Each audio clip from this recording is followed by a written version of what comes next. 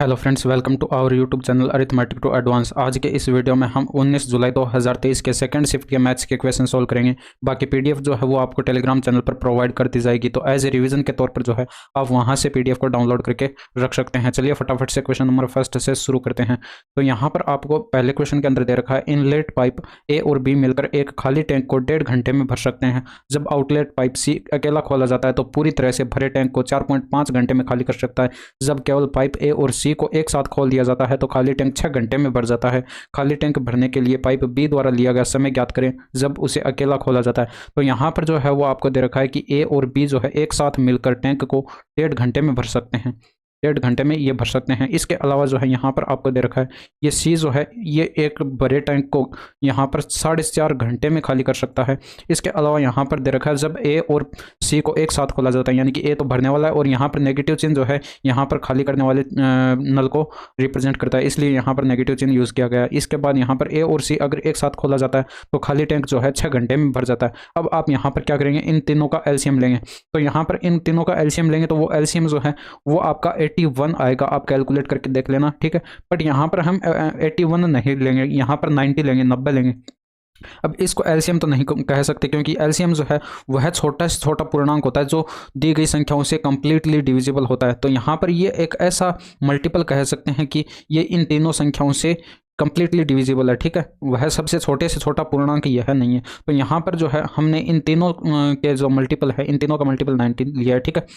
तो यहाँ पर जो है इसकी क्षमता आपके पास अब आ जाएगी, इनकी क्षमताएं आ जाएगी आपके पास। यहाँ पर अगर इसका भाग देंगे इसके अंदर तो ये 900/15 यानी कि ये 60 यूनिट क्षमता जो है ए और बी दोनों की मिलाकर आई है, ठीक है। इसके बाद यहाँ पर अगर 4.5 का अगर भाग देंगे इसके अंदर तो इसकी क्षमता जो है यहाँ पर 20 यूनिट आएगी और यहाँ पर 6 का भाग देंगे तो ये यहाँ पर 15 यूनिट, इन दोनों की क्षमताएं आ जाएगी। अब यहाँ पर देखिए 81 अगर आप एलसीएम लेते तो यहाँ पर ये थोड़ी सी इनकी क्षमताएं कैलकुलेट करना आपके लिए थोड़ा सा डिफिकल्ट हो सकता था, इसलिए हमने यहाँ पर 90 लिया, ठीक है।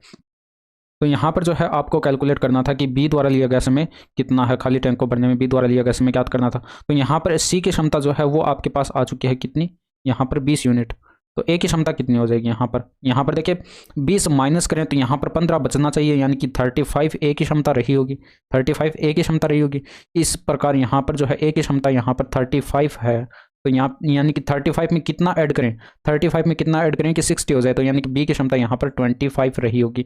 तो ये आप यहाँ पर पता कर सकते हैं। यहाँ पर देखिए अलग से मैं आपको इस चीज़ को एक बार के लिए बताऊँ तो यहाँ पर देखिए ए माइनस सी अगर यहाँ पर बराबर 6 है, ए माइनस सी बराबर यहाँ पर 15 है, ठीक है, बराबर 15 और सी की क्षमता यहाँ पर 20 यूनिट है। तो ये 20 को उधर भेज दीजिए तो ये प्लस में चला जाएगा, 20 यहाँ पर ये माइनस में है तो इधर जाकर प्लस में चला जाएगा, यानी कि ए बराबर आएगा 15 + 20 यानी कि 35 हो जाएगा। तो इसी तरह से यहाँ पर आप कैलकुलेट कर सकते हैं, मैंने यहाँ पर डायरेक्ट लिख दिया है।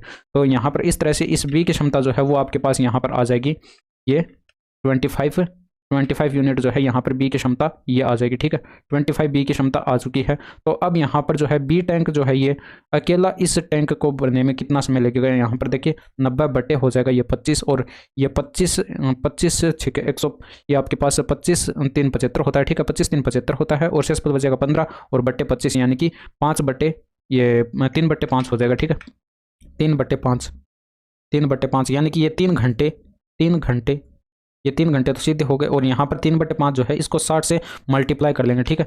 इसको 60 से मल्टीप्लाई कर लेंगे तो ये आपके पास यहाँ पर आ जाएगा, इसको 60 से मल्टीप्लाई करेंगे तो ये 12 × 5 = 60, 12 से कटेगा, 12 × 5 = 60, 12 × 3 = 36 यानी कि 3 घंटे 36 मिनट जो है यहाँ पर समय आ जाएगा। 3 घंटे 26 मिनट जो है वो आपके पास समय कैलकुलेट होकर आ जाएगा। इसके बाद नेक्स्ट क्वेश्चन यहाँ पर आपको दे रखा है, 500 रुपये में खरीदी गई एक साड़ी पर अंकित मूल्य इस तरह से डाला जाता है कि 16% का लाभ हो और बाद में इसे अंकित मूल्य पर X% की सेल छूट देकर बेचा जाता है। यदि साड़ी का विक्रय मूल्य 493 रुपये है तो एक्स का मान ज्ञात करके आपको यहाँ पर बताना है।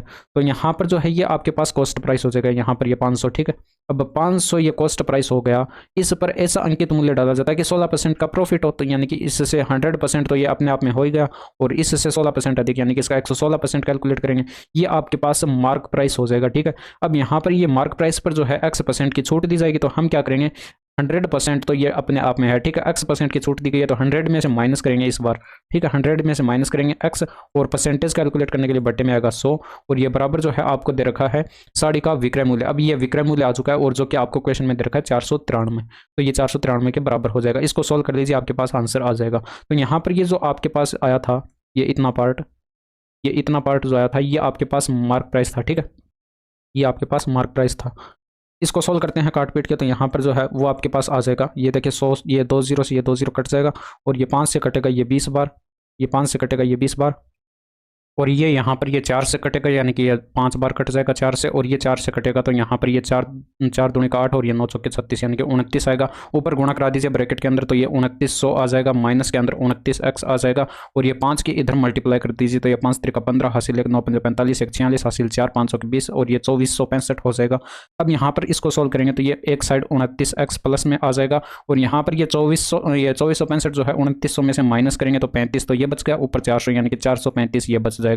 अब यहाँ पर देखिए x बराबर 435 है, x बराबर 435 बट्टे 29 आएगा। अब यहाँ पर थोड़ा सा ऑप्शन की सहायता ले लें, तो यहाँ पर 29 का ऐसा मल्टीपल ढूंढिए, यहाँ पर 29 का ऐसा मल्टीपल लीजिए जिसको मल्टीप्लाई कराने पर यूनिट डिजिट जो है वो आपको 5 आ जाए। तो यहाँ पर 18 से मल्टीप्लाई कराने पर 29 को यूनिट डिजिट 5 नहीं आएगा, ये नहीं हो सकता, ये भी नहीं हो सकता, ये भी नहीं हो सकता, सिर्फ यहाँ पर इससे ही यूनिट डिजिट जो है वो 5 आ रहा है यहाँ पर। तो ये 29 जो है 29 का डिवाइड करेंगे तो ये 15 आपके पास यहाँ पर आ जाएगा x का मान। इसके बाद नेक्स्ट क्वेश्चन देखिए, एक महिला अपने पुत्र से 28 वर्ष बड़ी है, 3 वर्ष में उसकी आयु उसके पुत्र की आयु की 2 गुनी हो जाएगी। पुत्र की वर्तमान आयु क्या है ये कैलकुलेट करके बताना था। तो यानी कि वुमेन है, ठीक है, इसके सन की आयु से, इसके सन की आयु से यहाँ पर इसकी आयु जो है वो 28 वर्ष अधिक है, ठीक है। इसके बाद यहाँ पर बोला गया क्वेश्चन के अंदर कि 3 वर्ष बाद, 3 वर्ष बाद यानी कि वुमेन की आयु भी 3 वर्ष से बढ़ जाएगी, और ये सन जो है इसकी भी आयु यहाँ पर 3 वर्ष से बढ़ जाएगी, ठीक है। इसका सन जो है इससे भी, इसकी भी ये 3 वर्ष से बढ़ जाएगी, और इसका 2 गुना हो जाएगी, ठीक है। अब यहाँ पर जो है आप W की वैल्यू यहाँ पर रखेंगे तो ये आपके पास हो जाएगा S इंटू S प्लस का 28 प्लस का 3, और इस इक्वल टू हो जाएगा 2S प्लस का ये 6 आ जाएगा। अब यहाँ पर देखिए ये S जो है एक साइड S आ जाएगा, यानी कि 2S में से S घटेगा, एक साइड S बच जाएगा, और यहाँ पर बराबर में हो जाएगा ये 31 में से माइनस करेंगे 6, तो यहाँ पर ये 25 वर्ष बच जाएगा। तो यानी कि S की वैल्यू जो है, यानी कि सन की वैल्यू जो है उसके पुत्र की वैल्यू 25 वर्ष आ जाएगी। इसके बाद नेक्स्ट क्वेश्चन देखिए, A किसी काम को 4 दिन में और B उसे 12 दिन में कर सकता है। यदि वे इस पर 2 दिन तक एक साथ काम करते हैं तो काम कितना अंश शेष रह जाएगा। तो यहाँ पर जो है A और B जो है, A और B यानी कि A जो है वो यहाँ पर दे रखा है कि 4 दिन में काम कंप्लीट कर सकता है, B जो है वो यहाँ पर 12 दिन में काम कंप्लीट कर सकता है। दोनों का अगर एलसीएम लेंगे तो ये 12 यूनिट आ जाएगा, इनका एलसीएम, इन दोनों का 12 यूनिट जो है एलसीएम आ जाएगा। अब यहाँ पर जो है इसकी क्षमता आ जाएगी 3 यूनिट और इसकी क्षमता आ जाएगी 1 यूनिट।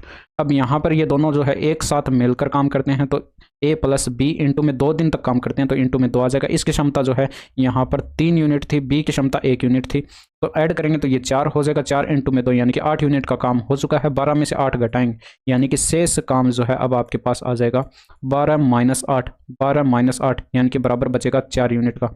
बट अंश में आपको पता करना था कि शेष अंश कितना रह जाएगा, तो ये आप क्या करेंगे, यहाँ पर 12 यूनिट का यहाँ पर टोटल वर्क था और 4 यूनिट का शेष काम बचा था, यानी कि 4/12 काट के सोल्व करेंगे तो 1/3 जो है वो आपका सही जवाब हो जाएगा। इसके बाद नेक्स्ट क्वेश्चन देखें, निम्नांकित बार ग्राफ में एक श्रमिक द्वारा एक वर्ष में 12 महीनों में अर्जित की गई मजदूरी रुपए में को दर्शाया गया। ठीक है, वर्ष के पहले 5 महीनों में श्रमिक द्वारा प्राप्त औसत मजदूरी रुपए में क्या है ये कैलकुलेट करना। तो 5 महीनों तक का, मई तक का आपको कैलकुलेट करना है।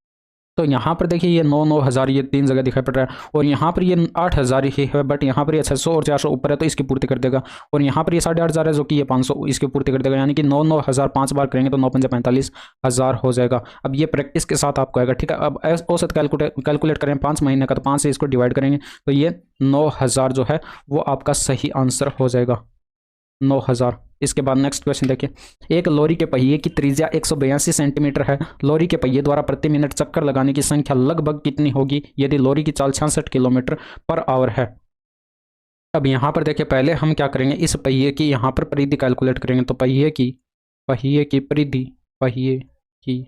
परिधि बराबर हो जाएगा यहाँ पर 2πr से हम इसकी परिधि कैलकुलेट करेंगे, यानी कि 2 इंटू में 22/7 और इंटू में यहाँ पर आ जाएगा 182। अब 7 से इसको काट देंगे तो ये यहाँ पर 7 दूनी का 14 और 7 6 के 42 यानी कि 26 आ जाएगा। ये 22 दूनी 44 और इंटू में 26 सेंटीमीटर जो है इसकी पहिए की परिधि आ जाएगी। यहीं पर इसको छोड़ दीजिए, बाद में हम कैलकुलेशन कर लेंगे। इसके बाद यहाँ पर जो है आपको दे रखा था कि इसकी चाल दे रखी थी 66 किलोमीटर पर आवर, यानी कि 1 घंटे में 66 किलोमीटर की दूरी तय करता है ये लॉरी का पहिया, यानी कि 1 घंटे में 66 किलोमीटर की दूरी ये तय करता है पहिया। तो यहाँ पर 1 घंटे में 60 मिनट होते हैं, 1 घंटे में 60 मिनट होते हैं। अब यहाँ पर ये 66 किलोमीटर है, इसको मीटर में कन्वर्ट करेंगे तो 1000 से मल्टीप्लाई कराएंगे तो ये 66,000 मीटर हो जाएगा।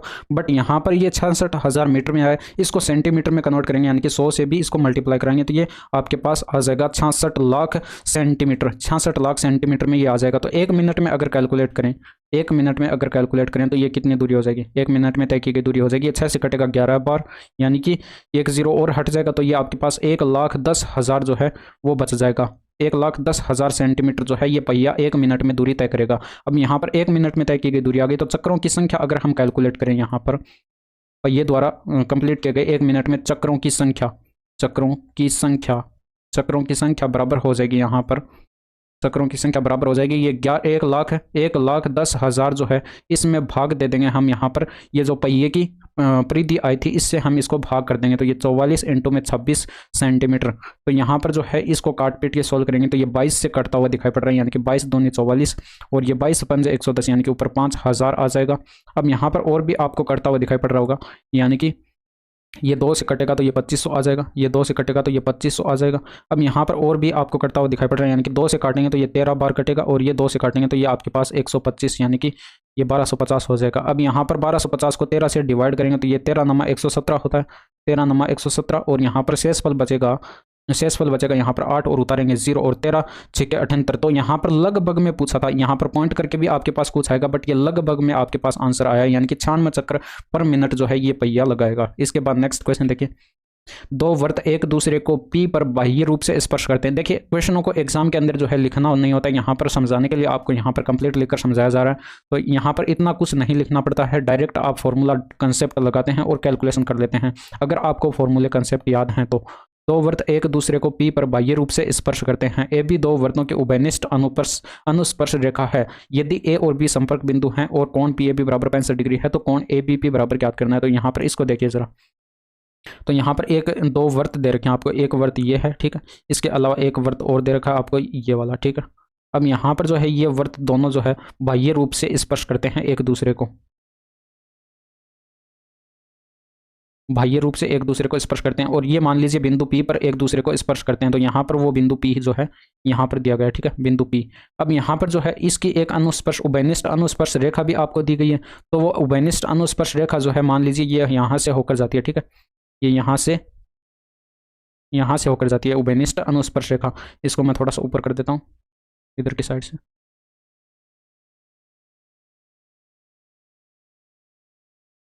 ओके। तो ये जो है इन दोनों वर्तों को बिंदु A और B पर जो है यहाँ पर स्पर्श करती है, ये यहाँ पर इस वर्त को बिंदु A पर स्पर्श करती है और यहाँ पर ये बिंदु B पर स्पर्श करती है इस वर्त को।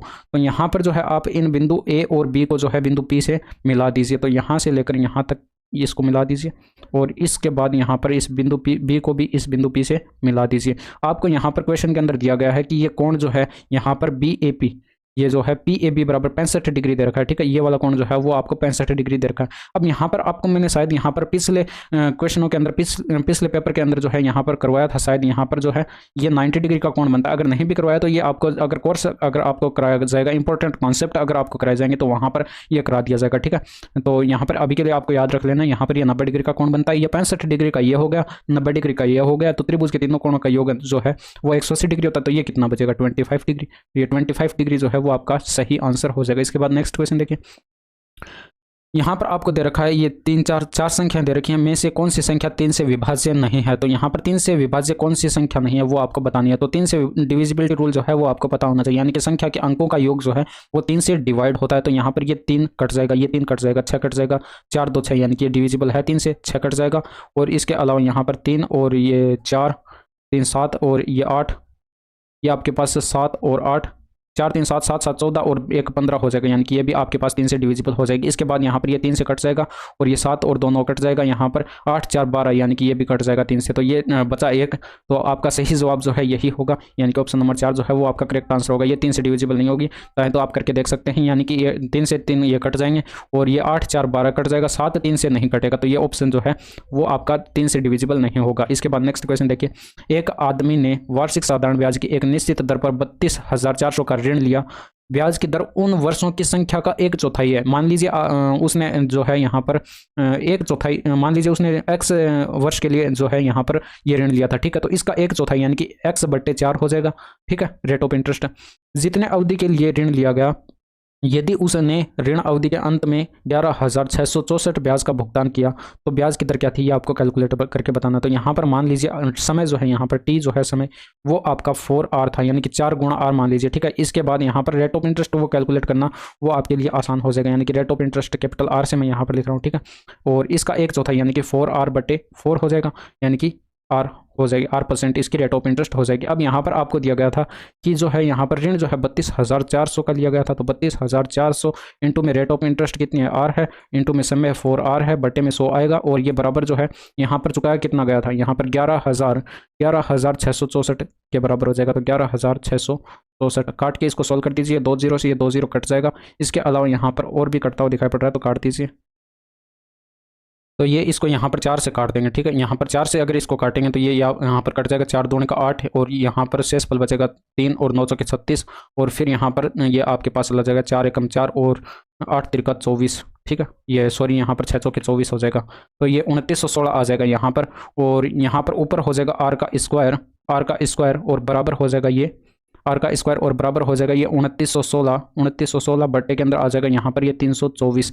अब यहाँ पर आपको पता है कि स्क्वायर जो है यहाँ पर ये 324 जो है वो यहाँ पर हो जाएगा, स्क्वायर अगर हटाएंगे तो 324 का वर्गमूल जो है वो यहाँ पर 18 हो जाएगा, और 2916 का जो है वर्गमूल जो है वो 54 हो जाएगा। देखिए यहाँ पर स्क्वायर आपको याद करने होंगे, अदरवाइज आपको याद भी नहीं है। तो यहाँ पर 50 का तो आपको पता ही है यहाँ पर क्या होगा, 50 का यहाँ पर 2500 होगा, तो आपको तो ये तो पता है कि 2500 से ज़्यादा ही है, ये 2916 2500 ज़्यादा है, तो यहाँ पर 2500 से ज़्यादा यानी कि 50 से ज़्यादा जो है वो हमारा आंसर होने वाला है।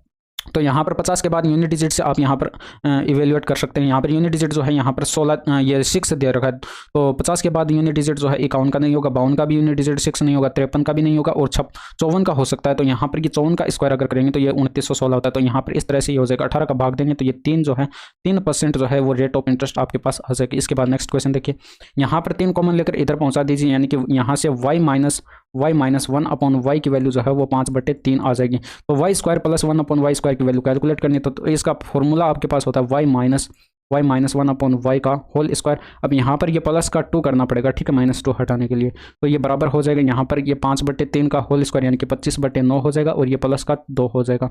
तो ये 9 करेंगे, ऐड करेंगे तो ये आपके पास 9 दूनी का 18 यानी कि 18 और 25 यहाँ पर हो जाएगा 43/9 जो है वो आपका करेक्ट आंसर हो जाएगा। इसके बाद नेक्स्ट क्वेश्चन देखिए, निम्नलिखित पाई चार्ट एक कॉलेज पार्टी में 60 छात्रों द्वारा पहनी गई विभिन्न रंगों की पोशाकें दर्शाता है।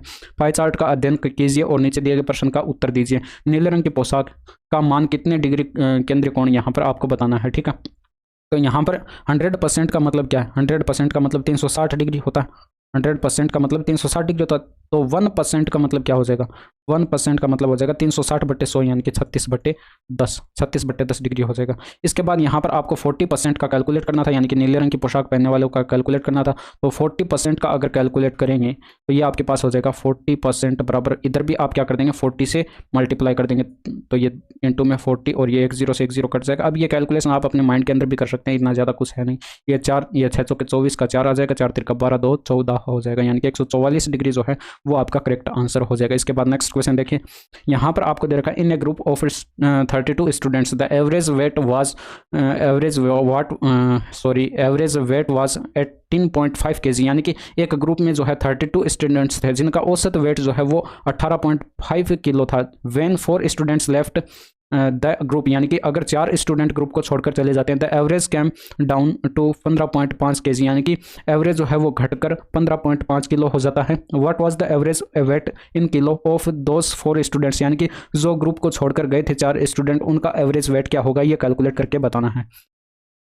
तो यहाँ पर ये 32 स्टूडेंट्स दे रखे थे, इनका टोटल वेट जो है वो आपको एवरेज वेट जो है वो आपको 18.5 kg दे रखा था। तो एलिगेंस से ये बहुत ही इजीली निकल जाएगा। यहाँ पर जो है ये 18.5 kg जो है ये 32 स्टूडेंट्स का था। इसके बाद 4 स्टूडेंट्स क्या करते हैं, ग्रुप को छोड़कर चले जाते हैं, यानी कि इन 4 स्टूडेंट्स का जो है औसत वेट क्या होगा ये आपको कैलकुलेट करके बताना है। इसके अलावा यहाँ पर 32 में से अगर 4 माइनस करेंगे तो 28 बचेंगे, और 28 का औसत एवरेज वेट जो है वो आपको यहाँ पर 15.5 दे रखा था, जो कि घटकर हो गया था 15.5 kg वेट जो है यहाँ पर इनका हो जाएगा 15.5 kg। इसके अलावा यहाँ पर x kg इसको मान लेते हैं, ठीक है, ये मान लेते हैं हम x kg था, ठीक है, x kg इन 4 स्टूडेंट्स का वेट। अब यहाँ पर एलिगेशन अगर आप यहाँ पर लगाएंगे तो बड़ी वैल्यू में से छोटी वैल्यू को हम माइनस करते हैं, यानी कि यहाँ पर ये छोटी वैल्यू है तो यहाँ पर इस 18.5 में से माइनस करेंगे तो ये 3 बच जाएगा। इसके अलावा यहाँ पर देखिए एलिगेशन में जो है एक वैल्यू जो है यहाँ पर इससे छोटी होती है और एक वैल्यू जो है यहाँ पर बड़ी होती है, तो यहाँ पर x माइनस करेंगे हम 18.5, तो ये इन दोनों का जो है यहाँ पर डिफरेंस आ जाएगा और ये इनका अनुपात आ जाएगा, ठीक है। अब यहाँ पर जो आप अनुपात कैलकुलेट करेंगे ऊपर, तो यहाँ पर ये काट के हो जाएगा, ये काट के यहाँ पर हो जाएगा, ये 4 से कटेगा, यानी कि 1:7 जो है इनका अनुपात हो जाएगा। अब ये दोनों अनुपात आपस में बराबर होंगे, यानी कि यहाँ पर जो है ये आपके पास बराबर हो जाएगा x माइनस 18.5/3, ये बराबर हो जाएगा 7:1 के, ठीक है। तो यहाँ पर क्रॉस मल्टीप्लिकेशन करा देंगे तो ये x और माइनस का 18 इसको मैं डायरेक्ट सॉल्व कराऊँ, ठीक है, x ये माइनस का 18.5 उधर जाएगा तो प्लस में हो जाएगा और ये 7 त्रिका 21, यानी कि 21 प्लस का हो जाएगा 18.5, 21 प्लस का 18.5 ऐड करेंगे तो ये 39 हो जाएगा 39.5 kg जो है इन 4 स्टूडेंट्स का औसत वेट आ जाएगा, ठीक है।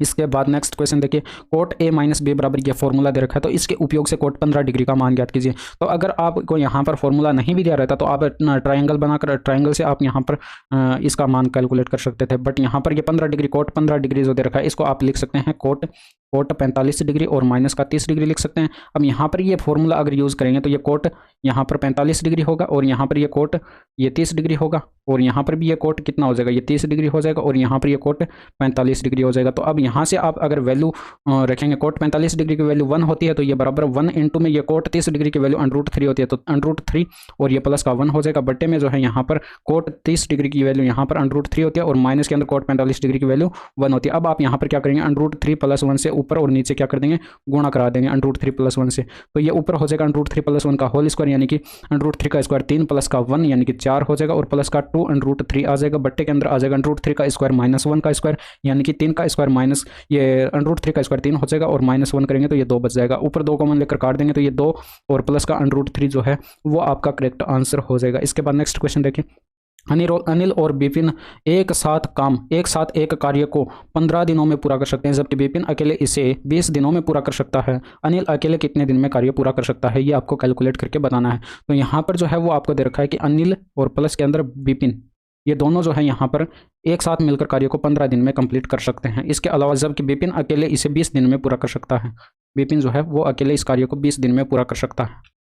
तो यहाँ पर इन दोनों का एलसीएम जो है वो हो जाएगा 60, इन दोनों का एलसीएम हो जाएगा 60 और यहाँ पर इसकी क्षमता आ जाएगी आपके पास 60 हो जाएगा, तो ये इसकी क्षमता आ जाएगी 4 यूनिट और इसकी क्षमता जो है आपके पास आ जाएगी 4 यूनिट और इसकी क्षमता जो है वो हो जाएगी 3 यूनिट, यानी कि 4 यूनिट और 3 यूनिट ये आ जाएगी। अब यहाँ पर देखिए बी की क्षमता जो है वो 3 यूनिट हो चुकी है, तो 3 में कितना जोड़ें कि ये इसकी क्षमता 4, इन दोनों की क्षमता 4 यूनिट हो जाएगी, तो इसीलिए यहाँ पर आपको पता लग जाएगा कि 1 यूनिट इसकी ए की क्षमता रही होगी, तो ए की क्षमता 1 यूनिट रही होगी, तो ए को कितना समय लगेगा, यानी कि अनिल को अकेले इस कार्य को पूरा करने में कितना समय लगेगा वो आप कैलकुलेट कर सकते हैं। 60 यूनिट का टोटल वर्क था और डिवाइड करेंगे, इस ए की क्षमता 1 यूनिट आई थी, डिवाइड करेंगे 1 से तो बराबर 60 दिन जो है वो आपका सही आंसर आ जाएगा। इसके बाद नेक्स्ट क्वेश्चन देखिए, यहाँ पर आपको दे रखा है एक दुकानदार अपने माल के मुद्रित मूल्य पर 10% की छूट देता है, यानी कि 10% की फ्रैक्शन वैल्यू 1/10 हो जाएगी, 10 पर 1 की छूट यानी कि 9/10 कैलकुलेट करेंगे, तो मार्क प्राइस का आप क्या करेंगे 9/10 कैलकुलेट कर लेंगे। इसके बाद जो है आपको यहाँ पर दे रखा है और इस प्रकार 20% का लाभ अर्जित करता है वस्तु के क्रय मूल्य और मुद्रित मूल्य के बीच का अनुपात क्या है ये कैलकुलेट करना है। तो यहाँ पर 20% की फ्रैक्शन वैल्यू 1/5 होती है, यानी कि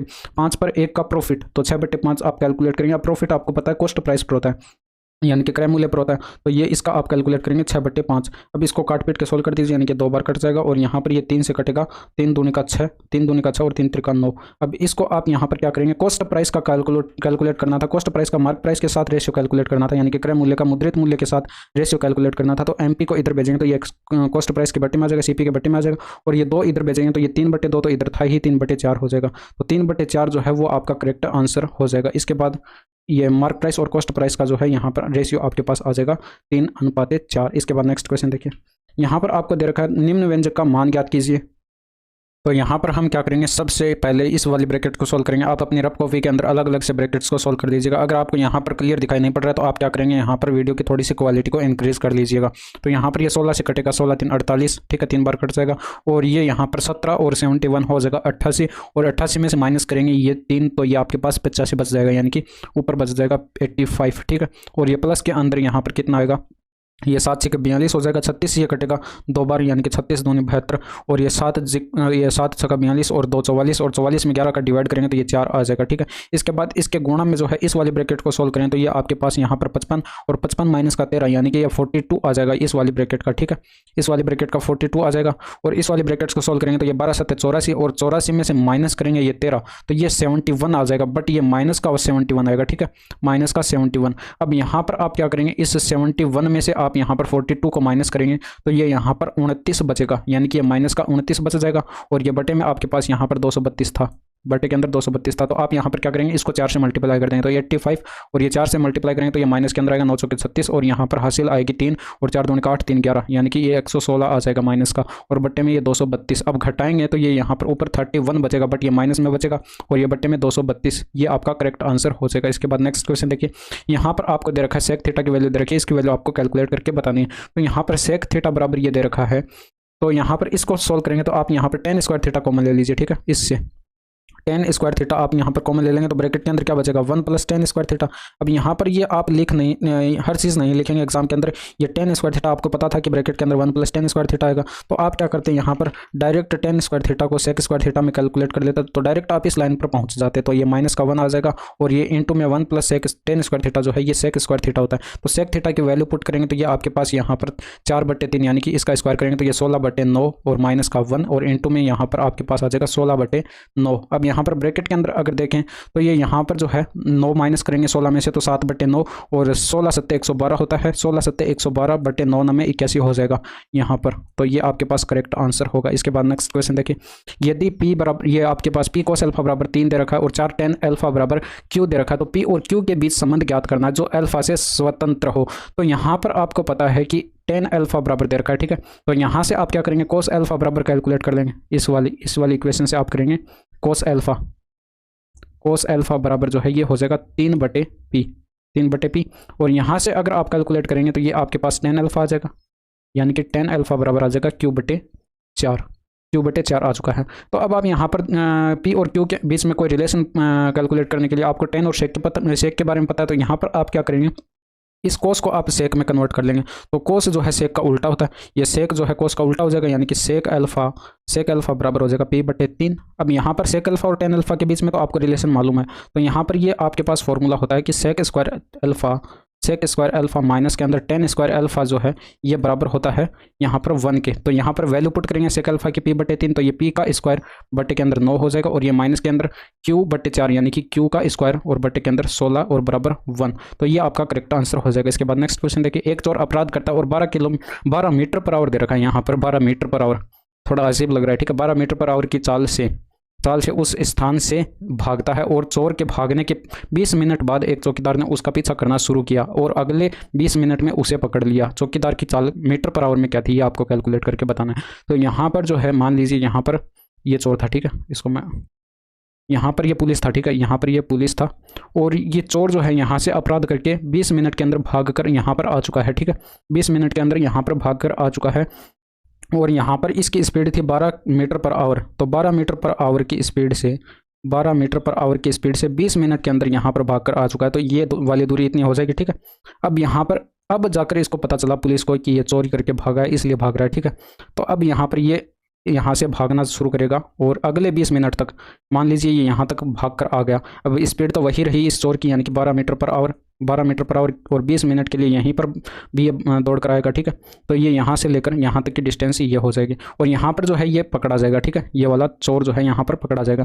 तो यहाँ से लेकर यहाँ तक की डिस्टेंस जो है वो आपके पास कितनी आ चुकी है, यहाँ से लेकर यहाँ तक डिस्टेंस जो है ये मिनट में है, ठीक है, समय मिनट में है। तो आप यहाँ पर क्या करेंगे, इसको घंटे में कन्वर्ट कर लेंगे। तो घंटे में कन्वर्ट करने के लिए यानी कि 1 मिनट में 60, 1 घंटे में 60 मिनट होते हैं, तो 60 से इसको डिवाइड करेंगे तो ये 20, ये 3 बार कट जाएगा, और ये 3 से ये 4 बार कटेगा, यानी कि ये आपके पास ये भी आपके पास यहाँ पर 60 से डिवाइड करेंगे तो ये 3 बार कटेगा, और 3 से ये 4 बार कटेगा। तो ये 4 मीटर की डिस्टेंस जो है यहाँ पर ये आ जाएगी, मीटर में आएगी, ठीक है, ये ध्यान में रखना यूनिट।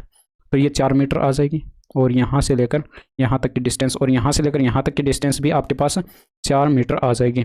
अब यहाँ पर आपसे पूछा गया था कि चौकीदार की चाल मीटर पर आवर में क्या थी। तो यहाँ पर चौकीदार द्वारा लिया गया समय जो है वो यहाँ पर टोटल समय के बराबर होगा। तो total time is equal to हो जाएगा, total time is equal to हो जाएगा 20 मिनट ये और 20 मिनट ये। तो यहाँ पर ये 40 मिनट का हो जाएगा समय, 40 मिनट का समय हो जाएगा। इसको घंटे में कन्वर्ट करेंगे तो ये आपके पास यहाँ पर हो जाएगा 40/60 1 मिनट। यहाँ पर जो है हमें सिर्फ ये वाला टाइम लेना है, ये 20 मिनट ये वाला टाइम लेना है, क्योंकि इस वाले 20 मिनट के अंदर तो इसे पता ही नहीं चला। तो यहाँ पर जो है वो आपके पास टाइम जो हो जाएगा वो 20 मिनट का ही होगा। यहाँ पर 20 मिनट का समय हो जाएगा, ठीक है। केवल और केवल इस 20 मिनट के अंदर इस पुलिस को जो है यहाँ पर पता चल पाया, यानी कि चौकीदार को यहाँ पर पता चल पाया। इस मिनट को हम करेंगे घंटे में कन्वर्ट, यानी कि 20/60 करेंगे तो ये आपके पास यहाँ पर 1/3 आवर आ जाएगा, यानी कि 1/3 घंटे का समय ये आ जाएगा। और टोटल डिस्टेंस की बात करें, टोटल डिस्टेंस की अगर बात करें तो टोटल डिस्टेंस जो है इसने कवर की थी, ये टोटल डिस्टेंस जो है वो 4 + 4 यानी कि 8 मीटर की हो जाएगी, ठीक है। अब यहाँ पर इसकी स्पीड कैलकुलेट करेंगे। अब देखिए हर एक चीज़ बारीकी से हम लिखेंगे नहीं एग्जाम के अंदर, डायरेक्ट कैलकुलेशन कर रहे होंगे, ठीक है। तो चौकीदार की मैं तो यहाँ पर आपको पूरा कंप्लीट लिख के दे रहा हूँ, ठीक है। ये PDF आपको टेलीग्राम चैनल पर प्रोवाइड कर दी जाएगी। तो चौकीदार जो है, चौकीदार की चाल हो जाएगी यहाँ पर, चौकीदार की चाल बराबर ये 8 मीटर की स्पीड, 8 मीटर की दूरी तय की थी, और ये 1/3 आवर के अंदर, ठीक है। तो ये 3 ऊपर चला जाएगा, 8 × 3 = 24 मीटर पर आवर में जो है इस चौकीदार की स्पीड आ जाएगी। इसके बाद नेक्स्ट क्वेश्चन देखिए। यहाँ पर आपको दे रखा था एक स्कूल में गणित, अंग्रेजी और रसायन विज्ञान की सीटों का अनुपात आपको ये दे रखा था। इन सीटों में क्रमशः 20%, 40% और 60% की वृद्धि की जाती है। तो बढ़ी हुई सीटों का अनुपात क्या होगा ये आपको कैलकुलेट करना है। तो यहाँ पर 6 जो है 6 के अंदर 20% की वृद्धि की गई है, तो इसका 6 का 20/6 के अंदर 20% की वृद्धि की गई है, तो 20/100।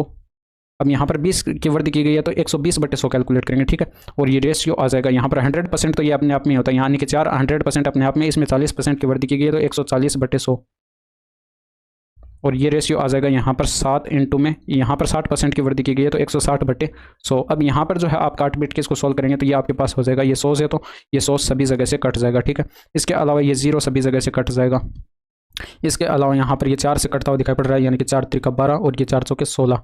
और यहाँ पर 2 से भी आपको कटता हुआ दिखाई पड़ रहा होगा, ये 2 से भी आपको कटता हुआ दिखाई पड़ रहा है, यानी कि 2 से काटेंगे तो ये 3 बार कटेगा, और ये 2 से काटेंगे तो ये 7 बार कटेगा, और ये 2 से काटेंगे तो ये 2 बार कटेगा। तो यहाँ पर रेशियो आ जाएगा 9:7:14।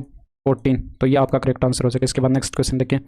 यहाँ पर कोण बी और कोण सी त्रिभुज ABC के ये आंतरिक समद्विभाजक O पर मिलते हैं, ठीक है।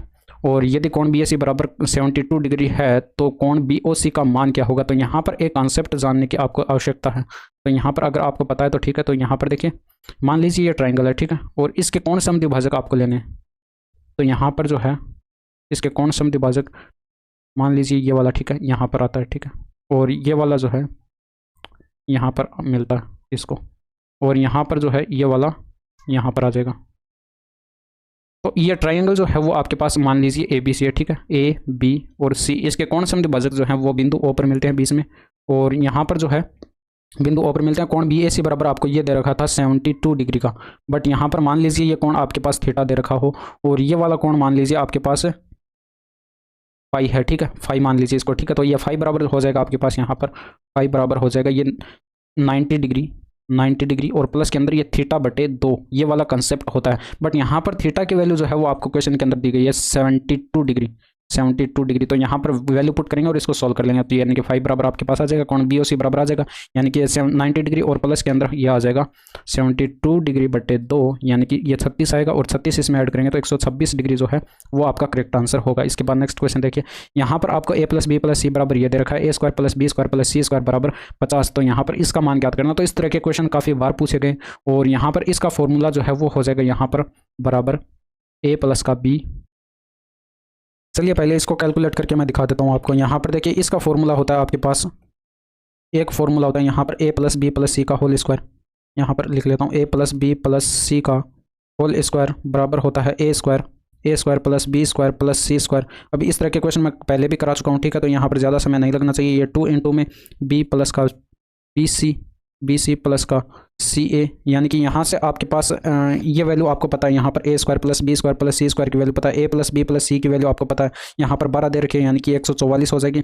यहाँ पर वैल्यू पुट करेंगे तो ये 144 हो जाएगी, 144, और यहाँ पर ये वैल्यू पुट करेंगे 50, तो ये माइनस में आ जाएगा इधर 50, और ये 2 इधर यहाँ पर मल्टीप्लाई में है तो ये 2 इधर यहाँ पर बटे में आ जाएगा, और ये बराबर की साइड में बचेगा AB + का BC और प्लस का CA, ठीक है।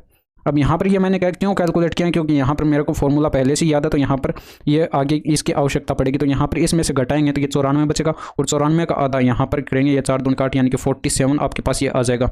तो यहाँ पर AB + का BC + का CA की वैल्यू ये आ चुकी है। तो यहाँ पर एक फॉर्मूला और होता है आपके पास, ये A³ + B³ + C³ जो है इसका फॉर्मूला होता है यहाँ पर बराबर ये फॉर्मूला होता है ए प्लस का बी प्लस का सी और इनटू में हो जाएगा ए का स्क्वायर प्लस का बी का स्क्वायर प्लस का सी का स्क्वायर माइनस के अंदर ए बी प्लस का बी सी और प्लस का सी ए। ये वाला फॉर्मूला आपके पास यहाँ पर होता है। तो यहाँ पर आप वैल्यू पुट करेंगे, सिर्फ और कुछ नहीं करना है। तो यहाँ पर वैल्यू पुट करेंगे तो A B plus B C की आपको वैल्यू दी गई है क्वेश्चन के अंदर। A B plus B C की वैल्यू क्वेश्चन के अंदर दी गई है कितनी, यहाँ पर 12 दी गई है, तो ये 12 आ जाएगा। और इनटू में ब्रैकेट के अंदर यहाँ पर ये वैल्यू 50 दी गई है और ये माइनस के अंदर 47 हमने कैलकुलेट किया था। तो 12 3 36 हो जाएगा। ये आपके पास आंसर 36 आपका करेक्ट आंसर होगा। इसके बाद नेक्स्ट क्वेश्चन देखिए। दो व्यक्ति एक साथ एक वर्ताकार ट्रैक पर विपरीत दिशाओं में 20 मीटर पर सेकंड और 30 मीटर पर सेकंड की चाल से दौड़ना शुरू करते हैं। यदि वर्ताकार पथ की परिधि 100 मीटर है तो ज्ञात कीजिए कि वे एक दूसरे को कितने अलग अलग बिंदुओं पर पार करेंगे। तो यहाँ पर आप इन दोनों व्यक्तियों द्वारा लिया गया समय कैलकुलेट करेंगे, यानी कि 100 के अंदर आप भाग देंगे 20 का। तो पहले व्यक्ति द्वारा लिया गया समय आपके पास आ जाएगा, 100 के अंदर 20 का भाग देंगे तो ये आपके पास आ जाएगा 20 पंजे 100, यानी कि 5 सेकंड का समय ये आ जाएगा। इसके बाद यहाँ पर 100 के अंदर अगर भाग देंगे, 100 के अंदर भाग देंगे 30 का, 100 के अंदर भाग देंगे 30 का, तो ये यहाँ पर 10/3 आ जाएगा, 10/3 सेकंड आ जाएगा, यानी कि ये इसके दूसरे व्यक्ति द्वारा लिया गया समय आ जाएगा। तो अब यहाँ पर आप क्या करेंगे, एलसीएम लेंगे इन दोनों का एलसीएम अगर लेंगे, एलसीएम ऑफ 5 और 10/3। अब यहाँ पर भिन्नों का एलसीएम कैसे लिया जाता है वो आपने पढ़ रखा होगा, ठीक है। इसके बटे में 1 लगा सकते हैं। हर का एलसीएम लेंगे तो ये 1 आ जाएगा और यहाँ पर अंश का एलसीएम लेंगे तो ये आपके पास 10 आ जाएगा, यानी कि एलसीएम अगर लिया इसका तो 10 सेकंड। अब ये 10 सेकंड पर जो है ये अंतिम बार मिलेंगे, ठीक है, यानी कि ये इनकी लास्ट मीटिंग होगी, ये लास्ट मीटिंग। अब यानी कि इससे पहले भी इन्होंने कई बार मीटिंग की होगी, ठीक है, इससे पहले भी वो कई बार मिले होंगे। तो यहाँ पर वो कैलकुलेट कैसे करेंगे, तो यहाँ पर इन दोनों की रिलेटिव स्पीड हम कैलकुलेट करेंगे। तो इन दोनों की रिलेटिव स्पीड क्या हो जाएगी, इन दोनों की रिलेटिव स्पीड हो जाएगी, रिलेटिव स्पीड।